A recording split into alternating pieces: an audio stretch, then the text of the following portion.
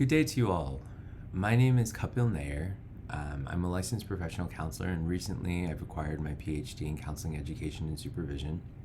I'm located here in Pennsylvania, and I wanted to share with you all a PowerPoint that I created based off of my autoethnographic examination of moral distress while working in the for-profit sector of substance use disorder treatment.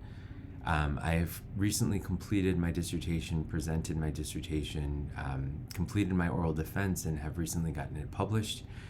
I created this PowerPoint initially for the Bridging the Gap Symposium of 2025 for the National Board of Certified Counselors, and I figured it would be good to record this and share it as it's March 13th, 2025, and this topic could not be more important this day and age with all the attacks on whistleblower protections and defense of all that is ethical and sound as it relates to watchdog protections in the field, not only within our field of mental health counseling, but in greater, more macroscopic, all industry.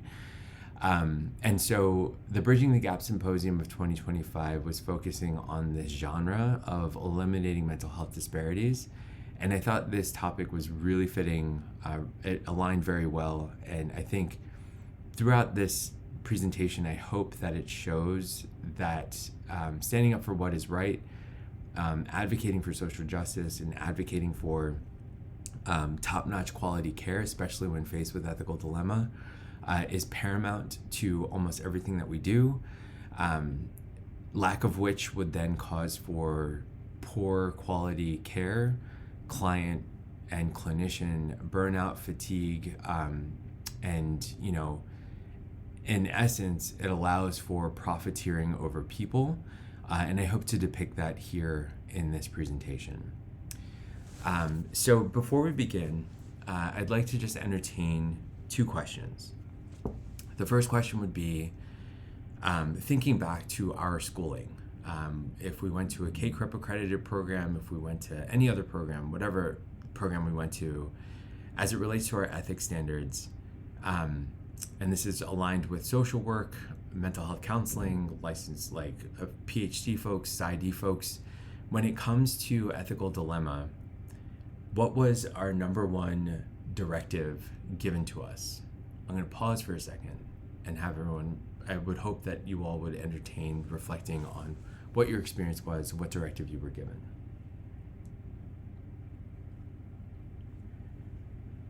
So when I did this presentation live, majority of the folks that participated in conversation and discourse afterwards indicated that more often than not, the directive was to consult with a supervisor, and that was it, right? So my next follow-up question would be, what was the directive that was given, or what information were we provided that aligns with KCREP standards or otherwise, or APA standards or ACA standards, when our supervisor was actually engaging in that unethical behavior? I'm going to pause again for reflection.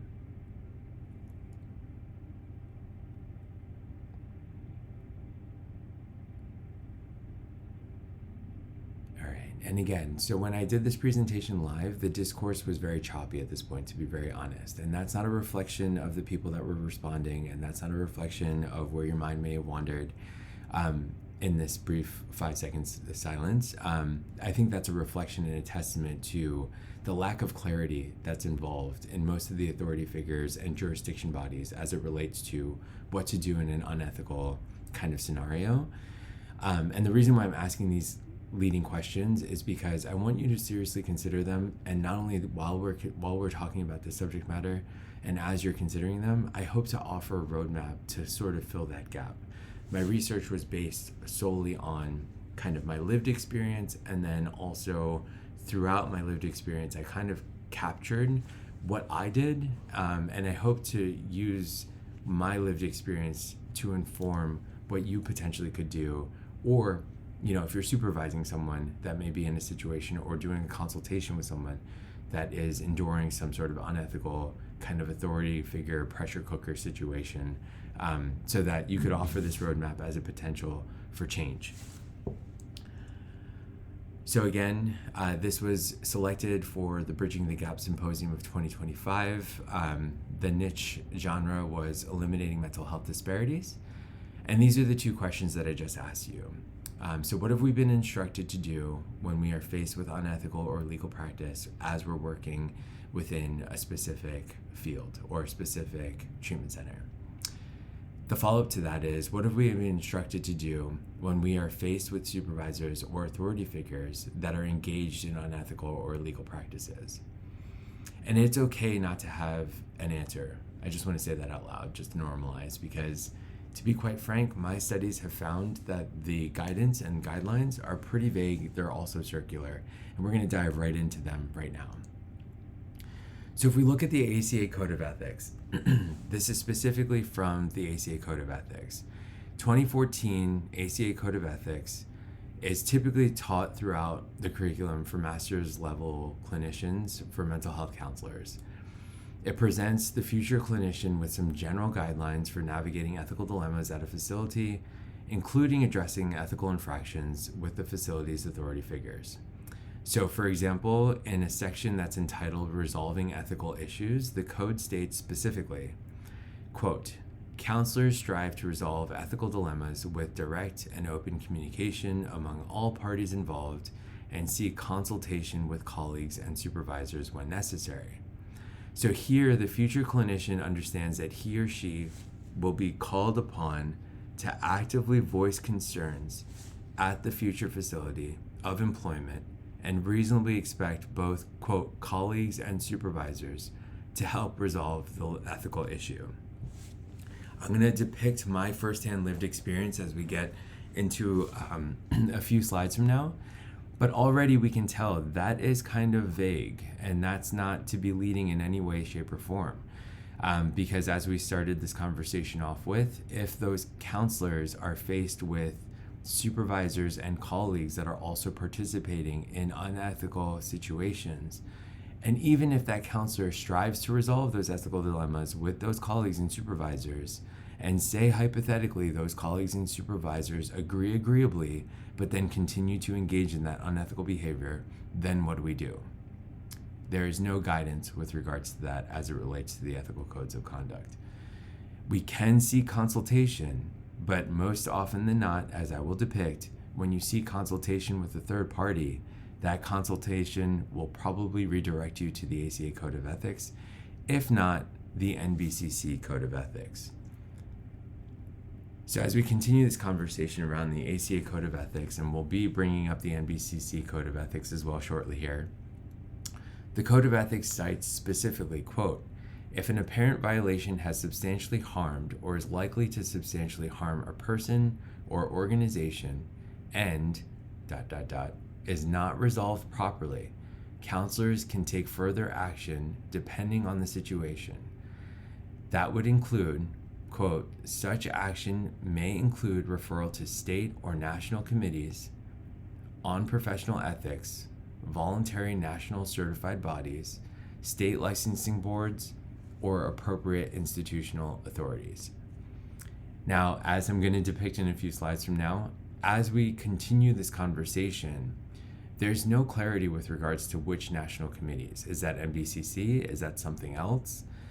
As it relates to professional ethics, if we are to walk that fully out, as I will depict, and we get in contact with national committees like the NBCC, I will show you that NBCC, when contacted, typically refers back to the National Board of Certified Counselors Code of Ethics, or like their standard rubrics, and that becomes circular.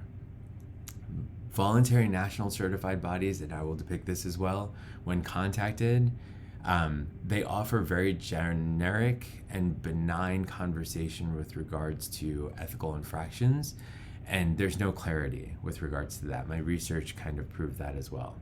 State licensing boards, again, there's no clarity with regards to which ones, and when those are contacted, often, as I will depict in my research and lived experience, there's no response coming back. And appropriate institutional authorities, that literally means anything in my book. So we're going to carry on to look at the National Board of Certified Counselors. So the National Board of Certified Counselors is a certification body. Certification shows colleagues and the public that you voluntarily met high national standards for counseling. And this is coming from the National Board for Certified Counselors of 2024.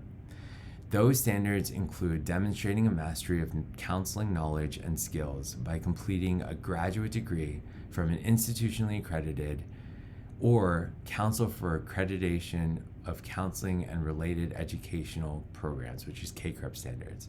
And that is the rubric that everyone is following nationally or striving to acquire and align with as it relates to counseling programming. After passing a rigorous national exam, the documentation of work, experience, and supervision requirements, and subscribing to the highest ethical and practice standards. This is all coming from the National Board of Certified Counselors 2024. So the NBCC clarified counselors should not misuse their professional influence or meet their own needs at expense of client welfare, including but not limited to promotion of service or product. And that is the antecedent to most of the work that we're doing. And this aligns with the Hippocratic Oath in a lot of different ways. So counselors who become aware other mental health professionals are acting unethically or engaging in unethical behavior should resolve issues through reasonable means, except when state regulations require immediate reporting. And that's coming again from the NBCC 2024. So here thus far, it all sounds great, but it is still very vague, specifically as it relates to whom are we reporting immediately, in what path are we reporting to them, and what are we supposed to do if we don't get a response from those specific reporting pathways. So this is a direct quote from the NBCC. In the event they cannot be resolved, I believe they're referring to moral dilemmas or unethical behaviors. Counselors should report the matter to all appropriate professional regulatory organizations and agencies. Again, what does that mean? Which professional regulatory organizations, which specific agencies, what pattern, and what are we supposed to do if we don't get a response? Or what if we get a response that's super generic? Or what if we get a response that tells us to then access the state guidelines of the NBCC? And therein lies the loophole that we get stuck in. The circular, I call it the vortex of circularity. And I'll depict this in just a few slides.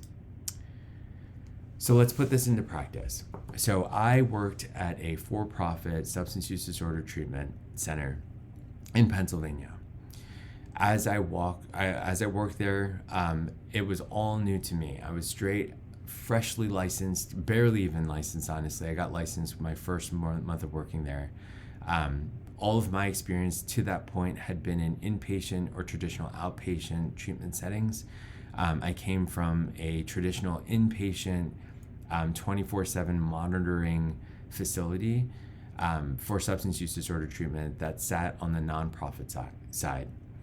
And so when I got this opportunity, the first thing I noted was that there were two separate entities. There was a housing arrangement that was managed by untrained housing staff, and this housing arrangement was pretty much just homes scattered throughout the local environment that had, kind of suburban feel to it.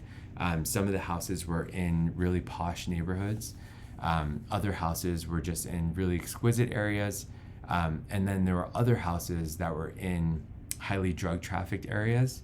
And those that were managing those specific houses were fully unlicensed individuals. They were people that happened to be in recovery, actively working on their recovery. I'm not even sure they were bachelor level individuals or not. And not to be condescending there, I'm just relaying my experience. So the first thing I noted, so there was the housing arrangement, and then there was also the clinical arrangement. So from these houses that just existed in the environment, there were these vans, and the vans would then pick clients up that were staying in these houses that were managed by untrained housing staff. And those vans then brought those clients directly to the clinical campus that was located in Yardley, Pennsylvania. The clients then disembarked the vans and came into a building.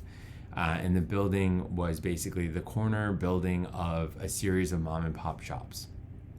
And the clients then engaged in 6 to 8 hours of clinical services throughout the day. Hours of operation were pretty much between like 9 and 5 for the PHP program. And then they did run an IOP program in tandem in the afternoon between like noon and 5. And then they also ran an after hours between 5 and 8.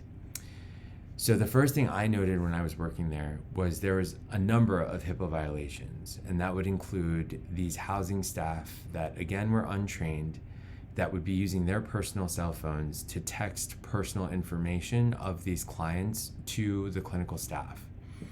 So anything that occurred overnight was being relayed to clinicians' personal cell phones, some of whom had work cell phones, but still, that is a breach of HIPAA.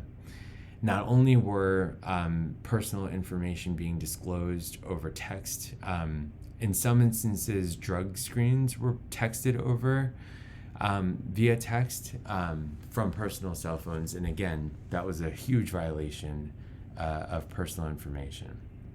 Further, when relapses would occur in these housing arrangements, the untrained housing staff would relay those relapses over text to clinical staff, interjecting that treatment plan goals and objectives needed to be realigned, and encouraging for what we're going to be referring to as the revolving door. So if a client was engaged in PHP services, graduated the PHP program, was engaged in the IOP program, was staying in one of these housing arrangements managed by untrained housing staff, and happened to come up positive on a drug screen, the text would then be relayed from the untrained housing staff manager to a clinical person, indicating that a relapse occurred and encouraging for a step up, if you will. So that individual that was seeking care at IOP would then be put back in the PHP program. And the petition would be to call insurance and start advocating for a higher level of care. Again, a breach of HIPAA violations. And again, overstepping of licensure, especially as it relates to an untrained housing staff kind of encouraging a treatment plan goal and objective. That wasn't a collaborative effort, it was more of a directive. The next step of this was medication monitoring versus administration, which was a legal loophole. This was the second thing that I found that was extremely alarming. So as I sat in on some trainings for these untrained housing staff managers that were monitoring these housing arrangements, the director of the housing arrangements would often step in, indicating that if we are to be having clients engage in medication management, and that was even for psychotropic medications, including medication-assisted treatment, things like Suboxone and Vivitrol, the monitoring of the medication was allowable for untrained housing staff. However, the administration of medication from untrained housing staff was completely illegal.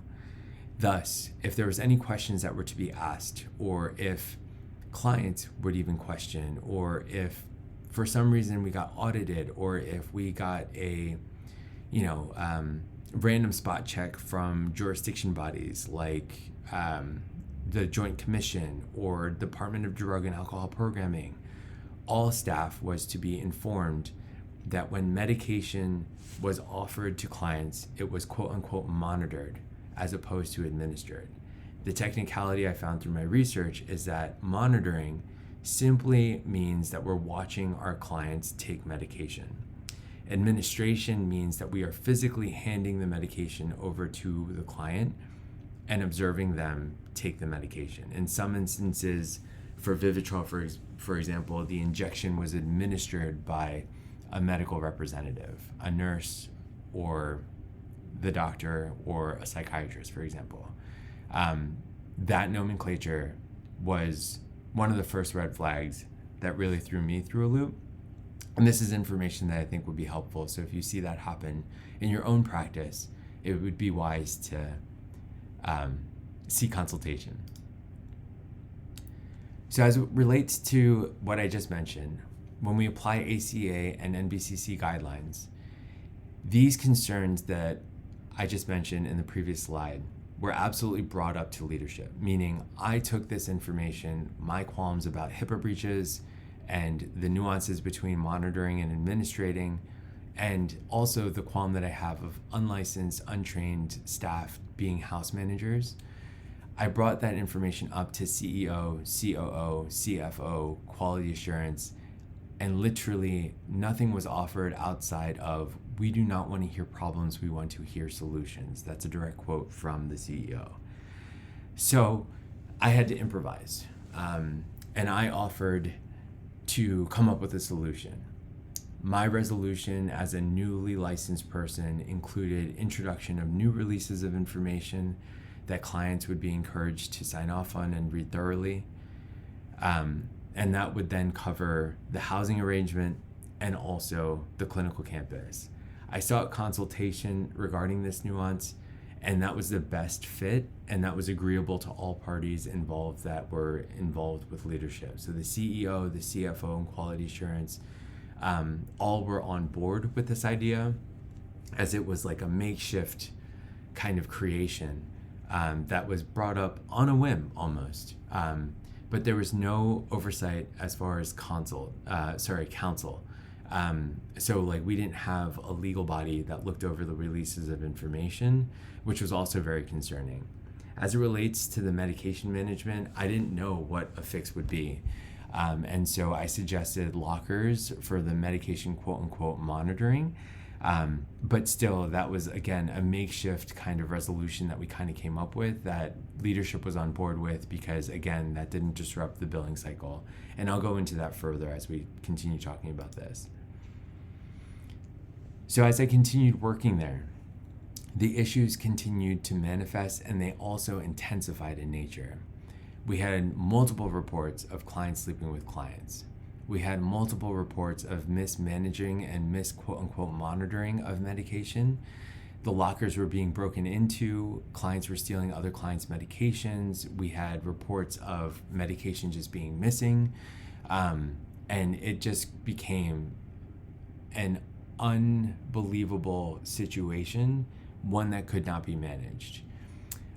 When authority figures were informed, they issued us a directive that we were not to report any client relapses to overseeing bodies such as drug court and probation in some instances. And so there were literally clear indications that when clients came in that drug court and probation were involved in their treatment. There were a handful of situations where we were instructed directly by authority figures and leadership not to report those relapses to drug court and probation. The other hiccup here was that drug court happens in the state of New Jersey, and the facility was not yet authorized to provide care for interstate individuals. That then echoed, we were also not authorized to house clients in the state of New Jersey. But this was occurring. And when authority figures like the Department of Drug and Alcohol Programming came in, this information was hidden. And it was not offered forthright. And when we, the clinicians and the clinical staff, thought that it was imperative to inform jurisdiction bodies, authority figures then threatened us with firing if found to report. There were two main instances where a clinical staff member was engaged with a client that was involved with drug court, that client relapsed and that clinical staff member wanted to report it to drug court, brought it up to leadership, and the CEO of the organization said in front of us that if they were to report this, that they would be, the clinical staff would be fired. So that then created an environment where we all had to abide by the unethical practices for fear of retaliatory action. This then echoed out even further. As I mentioned before, the marketing department and the administrative staff and even the house managers sort of overstepped their bounds by keeping clients at inappropriate levels of care. And again, in hindsight, macro level, they were keeping individuals at inappropriate levels of care to then maximize the reimbursement that they were getting from insurance. That is to say, if an individual was ready to step down from PHP to IOP or from IOP to outpatient level of care, marketing and admin sometimes would step in, noting that the benefit was not maximized. Thus, they would keep clients that didn't necessarily need to be at PHP or IOP level of care for a longer duration, so that the billing cycle would not be disrupted. Thus, the facility would be able to generate more money and maximize the insurance money coming in, thus fully maximizing the benefit. Again, unethical practices, unethical behaviors. So if we look back at ACA and NBCC, when clinical staff brought their concerns to me, I then brought their concerns up to leadership. We were caught in a juxtaposition and almost a gridlock, a pressure cooker situation, if you will, where staff was bringing their concerns to me. They were stressed, I was stressed, we were both under moral distress. I brought my concerns up to leadership, that's the CEO, the CFO, quality assurance, the COO as well, and all that we got in return was, don't come here with negative feedback, don't come to us with problems, come to us with solutions. In other instances, they appeared as if they heard what we were complaining about and they heard our grievances, but then in practice, they went back to standard rubric of operations, negating our concern altogether. So again, after we go to the ACA and NBCC directives of seeking consultation with supervisors, seeking consultation with colleagues, and if our colleagues and supervisors are all not able to come to a resolution, what are we supposed to do next? And if we follow ACA and NBCC, it's outside consult, right? So, again, speaking to the gridlock, authority figures set up meetings to appear diplomatic. They heard the clinicians' concerns, but the following days we were back to business as usual. Business, quote unquote, stressing business. So this then creates these terms that were very applicable to our institution. The clinicians that were there for altruistic reasons, that genuinely wanted to serve the client population, were then forced into organizational silence. Organizational silence was an institutional constraint because there was no collective effort that could now be mounted within the facility to address the unethical and illegal activities. So the sole responsibility for addressing these activities now lay squarely on my shoulders, as I was the highest up on the echelon when it came to clinical, quote unquote, clinical chain of command, or the hierarchy, as I was sitting as the clinical director / executive director. So when I brought these specific qualms up, I was prevented from doing the right thing by authority figures and essentially gridlocked into participating unwillingly. This was abundantly true. I don't know if I put this slide in here, but I'll paint this picture. So there was an instance where, I think I made mention of this earlier actually, where we had two back-to-back clients come in. They were both coming in from Florida.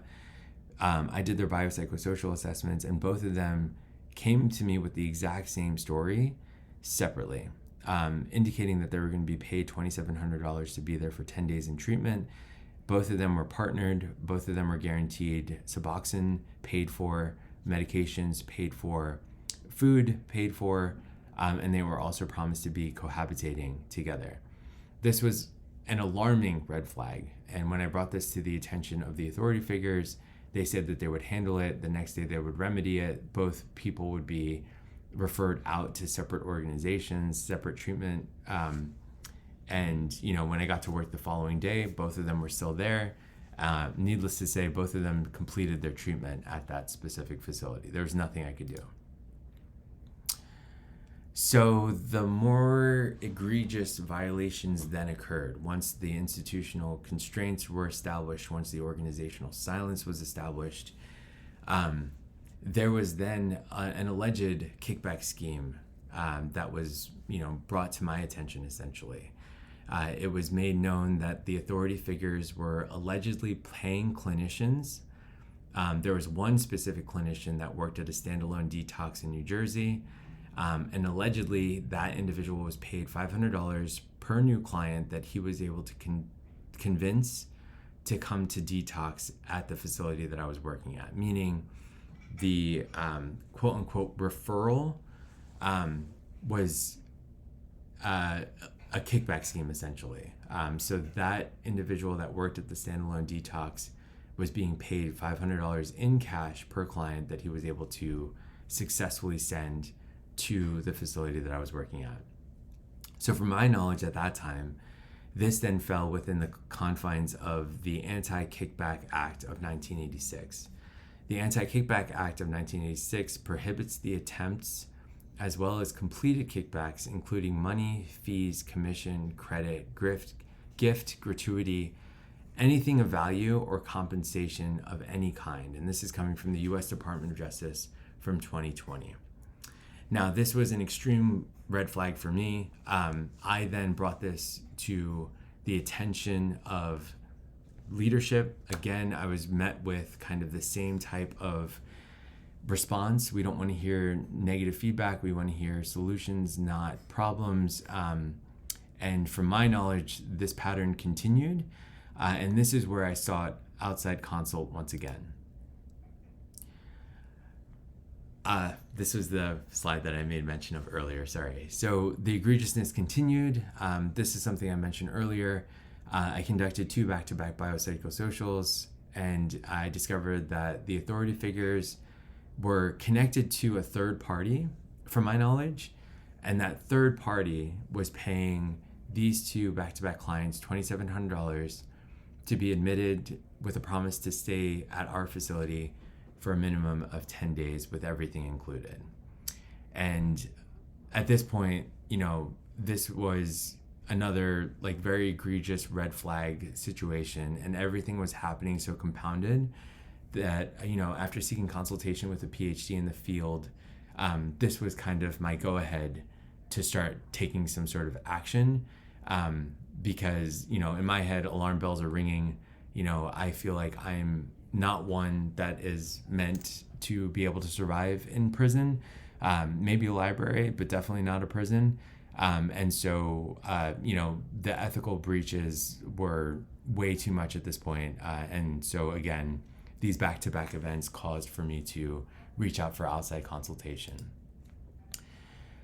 So as it relates to the reporting pathway, again, I'm not introducing my suggested roadmap just yet. I'm looking solely at the ACA Code of Ethics and NBCC still. So again, referencing the ACA Code of Ethics and NBCC, I followed the primary reporting pathway stipulated by the ACA Code of Ethics and NBCC. Specifically, I met with authority figures about the legality of their actions. The authority figures all assured me that this would be handled and that the clients would be referred out to separate organizations. The following day, I came to work. All of the staff was well aware of my grievance and, my stance on everything as it aligned with the ethical codes. All staff, all parties that were privy to this information noted that nothing was done from authority figures. Both of those clients ended up staying for the allotted 10 days. As far as the payment is concerned of the $2,700, I can only presume it was offered. And then looking at the route stipulated by the ACA Code of Ethics and NBCC for addressing issues at the facility, at that time, in my eyes, it failed. And so if after accessing the ACA Code of Ethics and NBCC, I went to the authority figures and they did not remedy the situation and we couldn't come to a resolution, I then had to improvise at that point. Because in my opinion, the ACA Code of Ethics and NBCC guidelines are extremely vague, circular, and don't offer a lot of clarity. So strategies for progress. Again, echoing the immorality of what I faced, the CEO, CFO always told me, we don't want problems, we want solutions. So this is an offering that I'm just going to pass forward. So revisiting the ACA and NBCC guidelines, I'd like to offer a potential roadmap to fulfill the gap and offer some sort of clarity to evade circularity. So scrutinizing the ACA and NBCC, again, the overall discussion by the ACA Code of Ethics provides no guidelines in terms of the strategies a clinician should adopt if faced with resistance from authority figures and colleagues within the facility. Similarly, the ACA Code of Ethics never mentions anything revolving whistleblowing or how to whistleblow.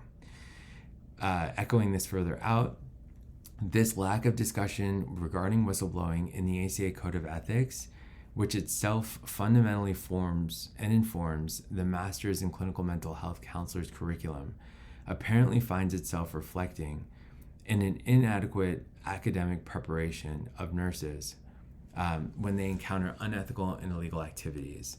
And then because of this, there's no clear discussion of specific directives or steps of how to manage specific instances as it relates to being faced with unethical or illegal actions of a facility, nor does it mention any specific directives, steps, or how to manage when faced with unethical or illegal actions that are perpetuated by authority figures, supervisors, and the entire owners and operators of a specific facility.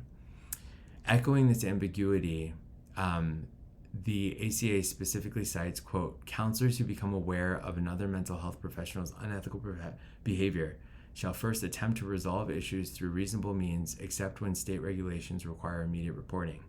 In the event that it cannot be resolved, counselors shall report the matter to all appropriate professionals, regulatory organizations, and agencies. This again is coming from the National Board of Certified Counselors 2024. Because there is no clarity with regards to, quote, reasonable means, further reporting this up channels would result in reporting to regulatory organizations or agencies that would then be the NBCC. In which case, when I engaged in this, offering access to all the events that I just mentioned directly to NBCC, I offered this information to NBCC. NBCC returned an email basically saying to cite NBCC policies as a resource, and then the vortex of circularity was fulfilled. So this was a self-referral circularity back to NBCC after I engaged with NBCC's Code of Ethics, guidelines. So action items. So when reporting the issue directly to supervisors and authority figures as indicated by ACA and NBCC in practice, this failed to produce results from my experience.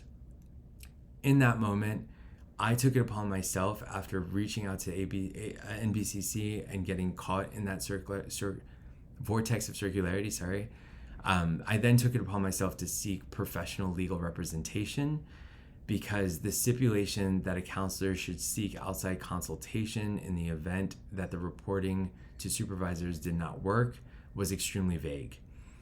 In practice, I did seek consultation with a PhD psychologist that I had known and trusted for over 15 years at that point. That PhD individual told me to reference the ACA Code of Ethics and NBCC. And after engaging in that vortex of circularity again, I was then given the connection through that PhD to seek consultation through a legal representative that was both a JD PhD. However, neither the ACA Code of Ethics nor NBCC provided a single example of which authority figures or which jurisdiction bodies to actually consult as it relates to seeking outside consultation. So I had to improvise this. So my offering to ACA Code of Ethics or NBCC is to add a legal representative as a format to reduce the vague circularity that is offered at this juncture. So actions continued. In an attempt to ensure my own future and legal safety, I decided to effectively go to all jurisdiction bodies that I could think of for the counseling field to report the unethical and illegal activities. And by this, I mean not only writing an email to them, but attaching all the infractions that I've found during my time working at this specific site.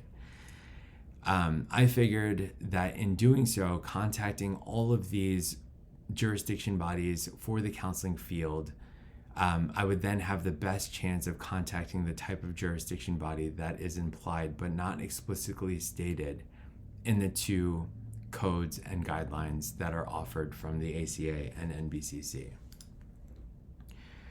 So here's my offering for a potential pathway and a roadmap for consideration. So step one, as I was instructed by my JD PhD consultation, document all of your experience.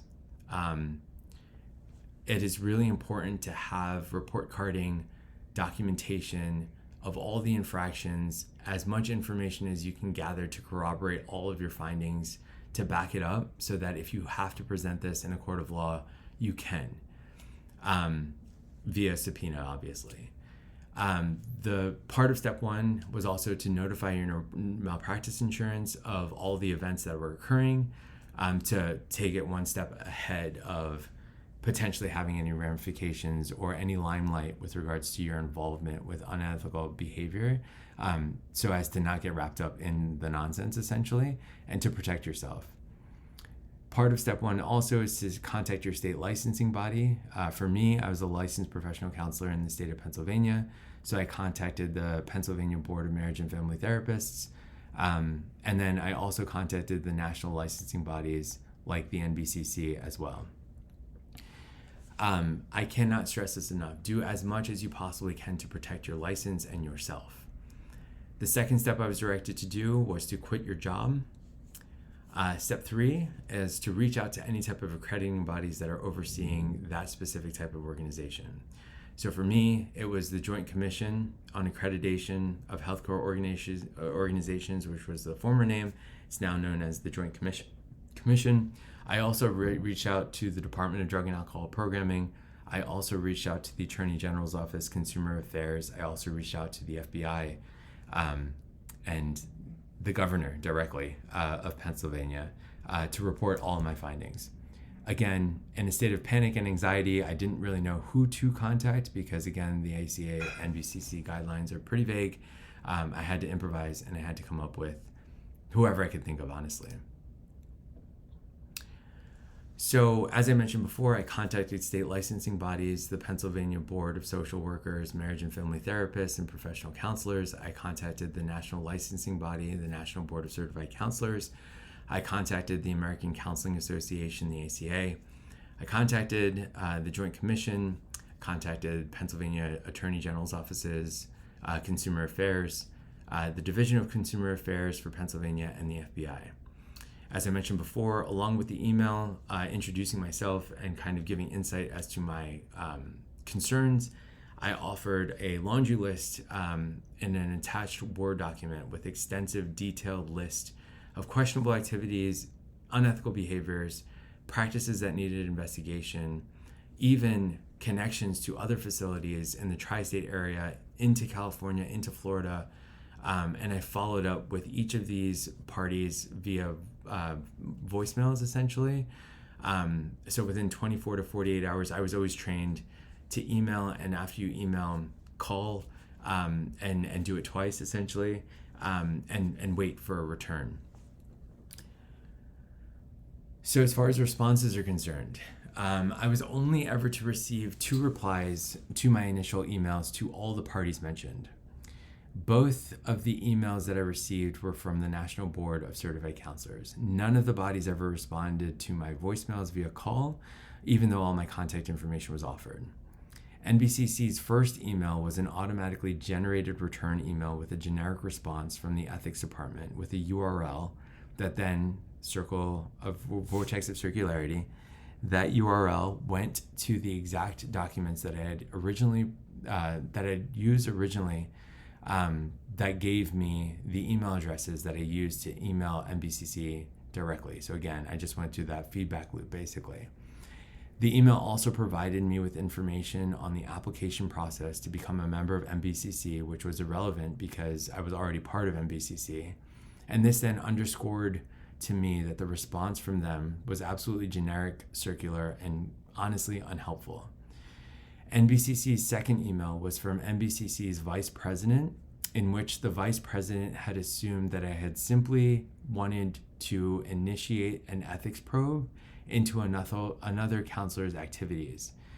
Again, underscoring the severity of my situation. And honestly, it read to me like they didn't actually read my email or look at my attachment because they probably were flooded or inundated with other material. Again, underscoring the severity of my scenario. So again, I'm going to echo the circularity here. So the responses from NBCC, in my opinion, is what I still perceive to be as circularity. In the final paragraph of the vice president's response in the second email I received from them, it stated, quote, "With respect to actions you need to take, please be advised that it is not possible for this office to provide you any advice outside of ethics review processes. NBCC recommends the use of formal consultation or supervision when considering ethical responsibilities or developing professional practices." So from my understanding of this email at that time was that I was reaching out to the ACA and NBCC for, quote, formal consultation or supervision, quote. After all, my ethics professor had repeatedly emphasized to us that the ACA and NBCC were the organizations for us to turn to whenever we encountered any ethical violations. My professors assured us that both organizations would fight for us in any situation that involved such violations. Further, the ACA and NBCC were the only direction that my professors gave us in the event that we encountered any such violations in our future careers. Echoing, ACA and NBCC's roles in helping us in any way, ACA and NBCC's roles in helping us in this way was a motif throughout the counseling curriculum that I was offered in my K-CREP accredited program for my master's degree. The professors that I had repeatedly stated that ACA and NBCC would be the organizations that would protect us and provide guidance moving forward. Quote, if NBCC isn't to serve as formal consultation or supervision for me at this juncture, then who is? I was left with that question, which echoed in my mind for quite some time, even to this day.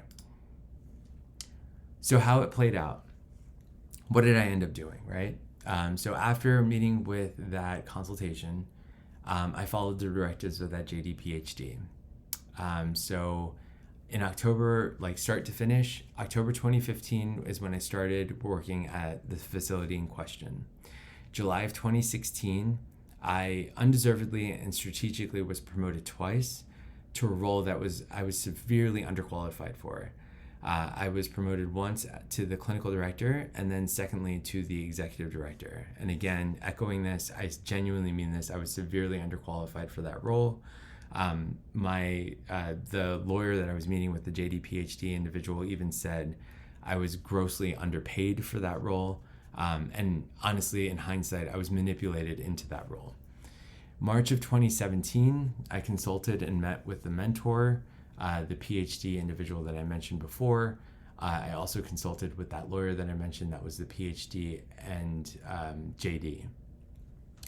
Following the directive of the lawyer in April 2017, I then resigned with no job lined up. And caveat to this, because of the inflated promotion, I was also awarded an inflated monetary promotion as well. And being able to find another role that was be able to fill the gap, if you will, or meet the salary that I was kind of having was impossible. It was next to impossible. So I ended up leaving with no job. And then I ended up working a job that I was making literally less than half of the salary that I was making as an executive director at this facility. After a short wait, I got a call from two investigators with the Attorney General's offices. They then asked for me to meet with them in Norristown, Pennsylvania. I met with them. I provided all the information that I had on me, corroborated as much as I possibly could. They issued a subpoena. Through the subpoena, I gave them a massive amount of documentation to corroborate all my findings. January of 2018, there was a scheduled grand jury testimony with the Pennsylvania Attorney General's offices, which was a 3-hour endeavor in which I was questioned by legal folks that represented the state of Pennsylvania. I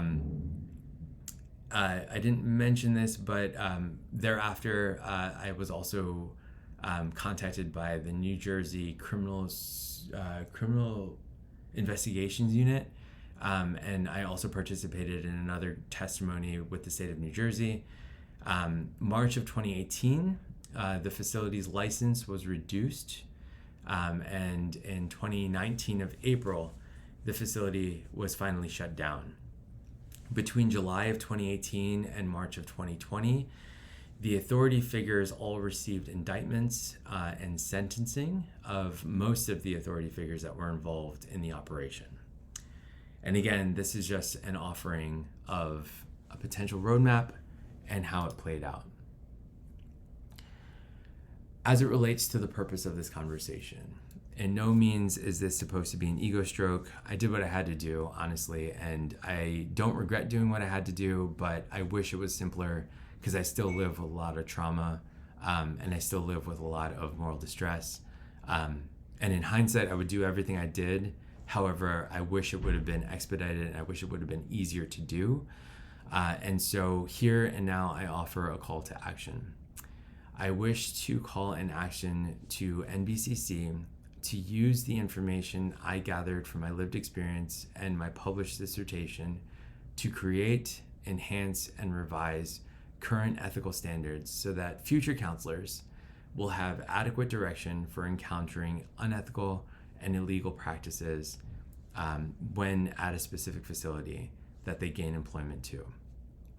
I pray that this information could further be used for accrediting and credentialing bodies, as well as legislators and insurance companies to address current laws, policies, and practices in order to tighten the loopholes that currently exist for these practices to occur, because currently allowing such practices to occur is fraud, waste, and abuse, and it's going to perpetuate the problem. In addition to offering my experiences to address moral distress that awaits unprepared counselors in this field, I also provided information regarding whistleblowing within this industry in order to compensate for the lack of clear direction in such situations. I truly wish that my roadmap is helpful to you all. For more information, you can feel free to access my dissertation. It is entitled An Autoethnographic Examination of Moral Distress While Working in the For-Profit Substance Use Disorder Treatment Sector. It's currently published and available on Google Scholar. I would also encourage you to have a quick search, a gander, at Benjamin Flaherty's work entitled Shuffle, which recently debuted at South by Southwest. In sum, I just truly wish to thank you all for your time and attention. I hope this is helpful. I hope this was informative. And if there's anything more I can offer for support, guidance, any insights I can offer, by all means, feel free to reach out to me. I'm a quick Google search away. And thank you again for your time and consideration. Be well.